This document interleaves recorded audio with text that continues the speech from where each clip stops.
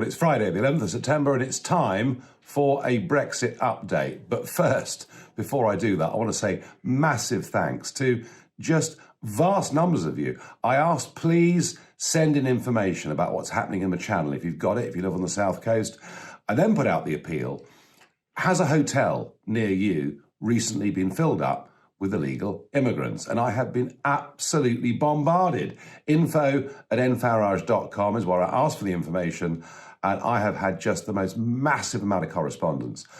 Even I'm astonished by the sheer number of hotels all over this country that have been filled up over the course of the last few months. And I thank all of you for getting in touch with me. I have read every single one of the emails. I've responded to most of you. I've done my very best to.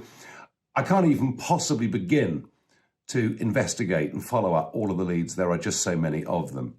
I've also had many of you write to me with your own difficult personal circumstances, people who've been victims of crime, many other things. I just don't have the resources, I'm sorry, to do individual casework. What I can do is to shine a light on big issues that are simply not being talked about by mainstream media. And really, the reason I started going to the channel was because people who lived on the South Coast started telling me what was happening, how the numbers were increasing. And I thought, well, why are mainstream media not covering it? Well, after some time of us doing it together, we did start to get mainstream media covering it. But where are we today? Well, I can tell you. Today is another dismal record day in the English Channel. Kent Coast Guard has confirmed 52 migrant boats have made it to British waters today. Many of them now, because there are so many boats coming, are coming all the way and landing on the shingle. And we're seeing a new trend of people who get to the beaches just disappearing. One particular incident today on Kingsdown, 33 life jackets found from quite a big dinghy, but only 7 people waiting to be picked up by Border Force. The rest gone, disappeared. 52 boats in one day, and yet I got considerable stick earlier this year for predicting there would be an invasion. We were told that the language Mr. Farage was using was completely over the top. Well, if 52 boats in one day is not an invasion, you tell me what it is. We keep getting words from Priti Patel. At last, we have an acknowledgement that there is a problem with the EU's Dublin regulations. So she's basically saying they're not going to do a damn thing until at least the 1st of January. How many more thousands of people will come? How much is this going to cost us?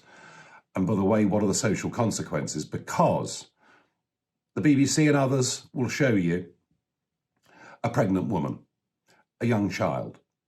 The newspapers will write that these are desperate people trying to get to our country. Well, 1 or 2 of them, maybe. But please keep this in your heads. 85% of those that come are young men between 18 and 30.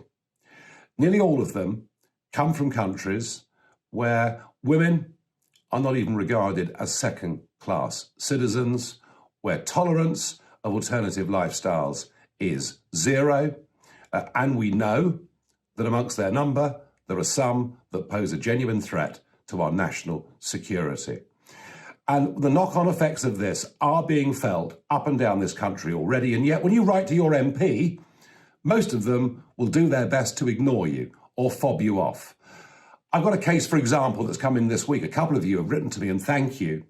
And I'm not going to name the school. I think that'd be wrong of me. But a girls' school in Birmingham, where the headmistress has now written to all of the parents saying that the girls must use different bus stops. The girls must take different routes to and from school every day because there is a hotel very close to the school that has been taken over by illegal migrants, and their language, their behaviour towards young girls is unacceptable, bordering on the dangerous. These are the knock-on social consequences of allowing a very large number of people illegally to stay in our country. And, you know, if you come from a completely different culture, then there are forms of behaviour that they may find acceptable that we find totally unacceptable.